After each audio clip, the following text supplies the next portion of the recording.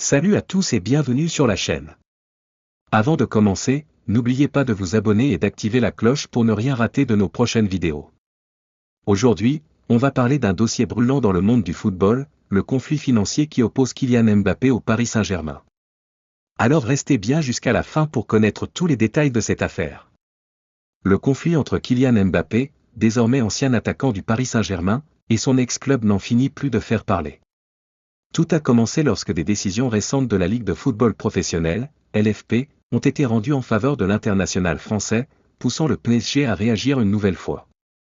Le club a ainsi saisi le comité exécutif de la Fédération française de football, FFF, pour examiner à nouveau cette affaire. Ce litige remonte à août 2023, lorsqu'un accord verbal aurait été conclu entre le PSG et Mbappé.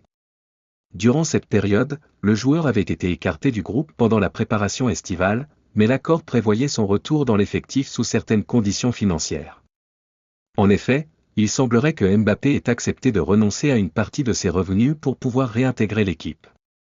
Cependant, ce dernier reproche au club parisien de ne pas avoir respecté les termes de cet accord oral. Kylian Mbappé revendique donc aujourd'hui le paiement de 55 millions d'euros de salaires et de primes non versées, une somme qu'il estime due par son ancien employeur. Saisi par le joueur, la commission juridique de la LFP a d'ailleurs demandé au PSG de régler cette somme dans un délai de 8 jours. Pourtant, le club parisien a fait appel de cette décision, mais la commission paritaire des recours de la LFP a confirmé la décision initiale, maintenant l'obligation pour le PSG de verser ses 55 millions d'euros à Mbappé. Malgré tout, le champion de France refuse toujours d'effectuer ce paiement. La direction parisienne n'a pas dit son dernier mot et semble bien décidée à poursuivre la bataille juridique. Cependant, les chances de succès de cette nouvelle demande sont relativement faibles, et il est probable que l'affaire finisse par être portée devant les prud'hommes, un tribunal chargé des litiges entre employeurs et employés.